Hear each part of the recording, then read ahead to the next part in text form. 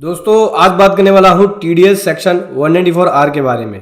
दोस्तों अगर आप कोई गिफ्ट दे रहे हैं, बेनिफिट दे रहे हैं, उस केस में सेक्शन 194R के हिसाब से TDS कटता है। इसको डिटेल में समझेंगे कि रेट क्या होगा, एप्लीकेबिलिटी कब से होगी, थ्योरेटिकल लिमिट क्या है और कौन कौन सी बेनिफिट या गिफ्ट पे या प्रिक्विजिस्ट पे ये लगेगा।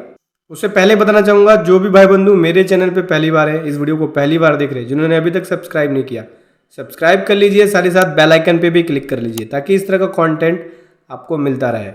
सो दोस्तों TDS सेक्शन 194R ये नया सेक्शन है, गवर्नमेंट ने जो इंट्रोड्यूस किया है और ये गिफ्ट या बेनिफिट दिया जाता है किसी पर्सन को तो उसके ऊपर TDS डिडक्ट करने की लायबिलिटी है। इस सेक्शन के अंदर बताते हैं कि हाँ अगर आपने कोई बेनिफिट दिया है या गिफ्ट दिया है या प्रिक्विजिस्ट दिया है तो उस केस में आपके ऊपर TDS की लायबिलिटी आ जाएगी। ठीक है, समझना होगा सबसे पहले ये जो सेक्शन है सेक्शन 194R ये 1 जुलाई 2022 से एप्लीकेबल है।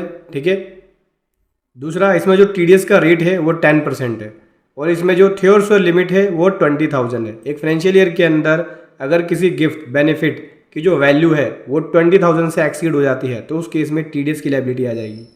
यहाँ पे TDS काटेगा कौन, डिडक्टर कौन होगा TDS का? तो कोई भी पर्सन जो बिजनेस कर रहा है या प्रोफेशन में है उसको TDS काटना होगा। अब क्या इसमें सभी बिजनेसमैन आ जाएंगे या जो बड़े बिजनेस हैं या जो बड़े बिजनेसमैन हैं, जो बड़े बिजनेस ऑनर हैं उनके ऊपर ही लायबिलिटी आएगी? देखो यहाँ भी एक लिमिट है।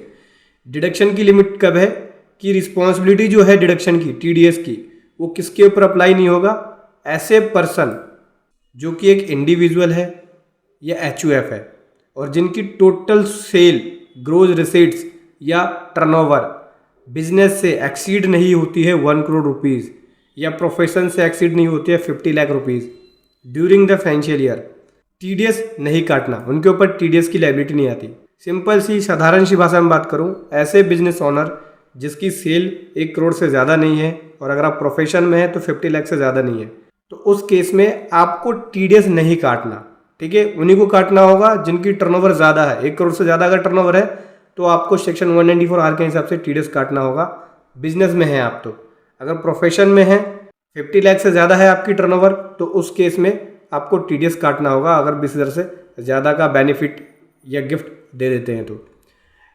यहाँ पे किसका TDS काटा जाएगा? क्या सभी डिडक्टी का काटा जाएगा? नहीं, केवल जो डिडक्टी है, रेजिडेंट है, उसका ही यहाँ पे सेक्शन 194R के अंदर TDS काटा जाएगा। देखो गिफ्ट बेनिफिट या प्रिक्विजिस्ट का एग्जाम्पल क्या है, कौन कौन सी चीज़ें जो है गिफ्ट में कवर होंगी या बेनिफिट में कवर होगी। देखो कोई भी इंसेंटिव दिया जा रहा है, ठीक है, अदर देन डिस्काउंट या रिबेट को छोड़ के, कैश में दे या कैश के रूप में दे दे, जैसे कार दे दिया, टीवी दे दिया, कंप्यूटर दे दिया, गोल्ड दे दिया, गोल्ड कॉइन दे दिया, ठीक है, मोबाइल फ़ोन दे दिया, ये क्या है, इंसेंटिव हो गया या गिफ्ट हो गया। अगर आपने दे दिया और उसकी वैल्यू कहाँ से देखना है? Fair market value, market price जो परचेज प्राइस है उसके हिसाब से वैल्यू को आपको कंसीडर करना है।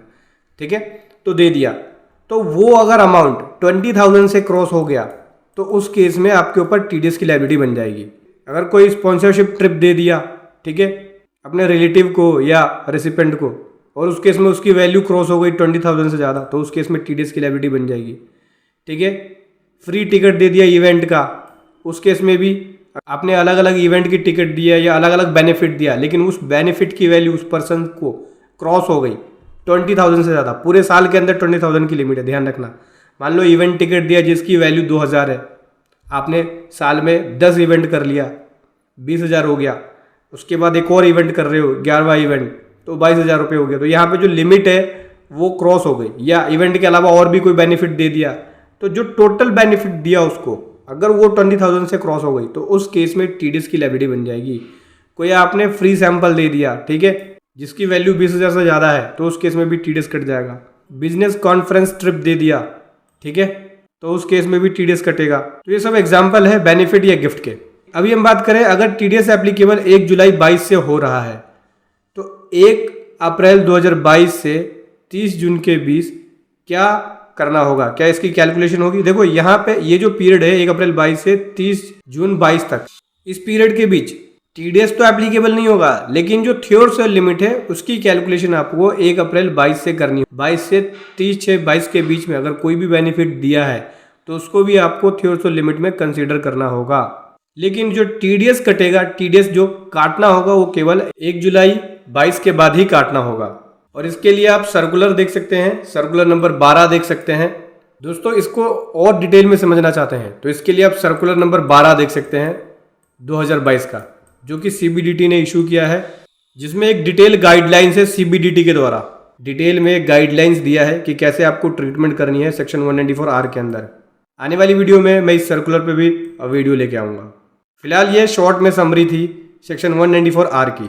अगर कोई बेनिफिट, गिफ्ट या पैकेजेस दे रहे हैं तो उस केस में सेक्शन 194R के हिसाब से टीडीएस एप्लीकेबल होगा। वीडियो कैसी लगी ज़रूर बताएं। Thank you so much. जय हिंद, वंदे मातरम।